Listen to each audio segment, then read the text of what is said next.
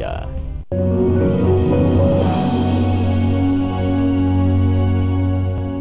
Alhamdulillahirabbil alamin, Anda kembali bersama kami di Mutiara Iman. Dan saudara, kita lanjutkan lagi tema kita pagi ini, yaitu macam-macam hati manusia. Di segmen awal tadi kita sudah menyebutkan bahwasanya hati manusia itu ada yang disinggahi penyakit atau hati yang berpenyakit. Nah, hati yang berpenyakit itu diantaranya adalah sifat-sifat hasad atau juga sifat-sifat yang ingin sering dipuji. Seperti itu, bahkan Rasul saja tidak terlalu tidak terlalu menghendaki sering dipuji berlebihan, seperti itu. Kita lanjutkan lagi, apalagi macam-macam hati itu, Ustaz? Ya, betul pemirsa. Jadi tadi kita sebutkan bahwa pertama hati yang sakit, sebagian Allah katakan fi qulubihim marad fazadahumu marad. Jadi Allah mengatakan bahwa memang manusia itu punya marad, punya penyakit, hatinya sakit, yang telah kita sebutkan tadi. Jenis yang kedua adalah hati yang mati. Nah, apa hati yang mati? Allah menggambarkan terhadap yang mati itu sawaun alaihim a'angdartahum am lam tundirhum la yu'minun. Khatamallahu ala qulubihim wa ala sam'ihim wa ala basarihim. Jadi hati yang mati itu hati yang tertutup. Apa itu? Tertutup dari kebaikan. Jadi indikasinya adalah hati yang mati itu, hati yang tertutup itu, kita kasih nasihat atau tidak kasih nasihat, dia tidak akan beriman. Kita kasih tahu atau tidak kita kasih tahu, dia tetap ngeyel, ya. Apalagi kalau sudah kita nasihati, malah dia tambah keras kepalanya, malah tambah jengkel, tambah pokoknya tidak bisa dikasih tahu. Ketika menghadapi sesuatu, dia selalu ingin tidak menerima, ya, tidak menerima. Ini indikasi. Indikasi yang kedua adalah dia yang seharusnya dipuji dia cela, ya. Kan seharusnya itu kalau yang baik itu dipuji. Seharusnya yang baik itu kan dia hormati, dia tidak, ya. Justru yang dihormati, yang dia puji, yang jelek. Iya, banyak sekali orang seperti itu. Yang seharusnya Rasulullah SAW dipuji, yang seharusnya agama ini disanjung agar, tapi dia malah ini agama ini bikin habis-habis waktu. Agama ini bikin masalah, ini bikin udah usah beragama saja, kan gitu. Banyak sekali orang seperti itu. Karena apa? Karena hati mereka mati. Jadi indikasi yang kedua, hati yang mati itu yang seharusnya dipuji, yang seharusnya dia yang harusnya dipuji dia cela. Yang seharusnya dia cela dia puji. Olehnya itu hati-hati orang yang seperti itu. Nah, yang ciri-ciri selanjutnya bahwa yang salah dibenarkan, yang benar disalahkan. Ini memang kalau namanya hati orang sudah tertutup, hati orang sudah mati, ya seperti itu.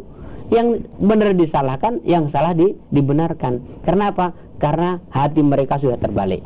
Hati mereka sudah tertutup, sehingga yang seharusnya dipuji dia celah, yang harusnya dia celah malah dia puji, yang harusnya dia benarkan malah dia salahkan, yang salah malah dia benarkan. Dan inilah terdiri dari orang-orang yang ingkar kepada Allah Subhanahu wa taala. Orang-orang yang senantiasa berbuat maksiat, orang-orang yang jauh dari agama, sehingga Allah memang telah mengunci mati hati mereka. Karena sehingga mereka dengan nasihati atau tidak nasihati sama saja, karena memang Allah sendiri yang telah memberikan julukan kepada orang-orang yang mati hatinya itu hati yang tertutup, hati yang mati. Ya, ini banyak sekali yang terjadi. Apalagi ini menjelang kiamat ini sudah banyak sekali orang-orang yang tidak menghiraukan agama. Orang-orang sudah mulai mengikuti hawa nafsunya. Orang-orang sudah mulai tidak tahu lagi mana benar dan mana salah, tidak tahu lagi mana halal mana haram, tidak tahu lagi mana yang bisa dipakai mana tidak. Jadi mereka seperti itu. Ya, sangat jauhnya dari agama sehingga melakukan seperti itu. Itu hati yang kedua. Hati yang ketiga adalah qalbun salim. Yaitu hati yang selamat. Apa itu hati yang selamat? Yaitu hati yang jauh dari penyakit tadi. Hati yang tidak mati. Karena apa? Karena dipelihara. Ya, apa indikasinya? Apa ciri-ciri orang yang mempunyai hati yang salim, hati yang selamat? Yaitu yang pertama, orang itu senantiasa ikhlas kalau beribadah. Apa itu ikhlas? Ikhlas itu dia tidak punya tendensi, ya, sebagaimana tadi kan kalau hati orang yang sakit itu kalau dicela dia marah, kalau dia kalau dipuji dia senang. Tapi kalau orang yang hati selamat tidak, antara celaan dan makian sama, ya, misalkan dipuji dia tidak begitu senang, dia kata dicela dia tidak begitu senang, digambarkan orang yang hatinya itu selamat itu ketika memberi, innama nut'imukum liwajhillah la nuridu minkum jazaan wala syukura. Orang yang hatinya ikhlas itu, orang yang selamat hatinya itu, yaitu orang yang apabila dia memberi makan ya kepada fakir miskin, dia tidak pernah menghendaki balasan. Nanti minta balasan ya, ingin punya tendensi, tidak. Tetapi tidak sama sekali juga ucapan terima kasih. Andai kata ada ucapan terima kasih atau ada atau tidak, sama. Inilah tanda-tanda orang itu ikhlas. Dia tidak senantiasa menghendaki pujian dari manusia. Ya, kemudian juga orang yang hatinya selamat itu, dia senantiasa bergantungnya hanya kepada Allah, bukan kepada manusia. Ya, misalkan dia minta rezeki. Kan banyak orang itu minta rezeki pada pejabat. Dia minta rezeki pada orang kaya. Minta rezeki pada penguasa. Minta rezeki pada dukun. Minta rezeki pada manusia. Maka orang yang hatinya selamat, dia minta rezeki yang tergantung pada Allah Subhanahu wa taala. Ya, dia meminta hanya kepada Allah Subhanahu wa taala. Baik itu rezeki, baik itu nasib, baik itu apa saja, minta jodoh dan sebagainya, dia itu hanya kepada Allah tergantungnya. Ya, kalau Allah memberi, ya alhamdulillah, tidak pun tidak. Makanya indikasi yang kedua, makanya kalau dia mendapatkan sesuatu, dia bersyukur yang menyenangkan. Dan apabila dia mendapatkan sesuatu yang tidak menyenangkan, dia pun tetap sabar. Inilah indikasi yang kedua. Dan ini jarang kita dapatkan orang yang ikhlas seperti ini, orang yang hatinya selamat seperti ini.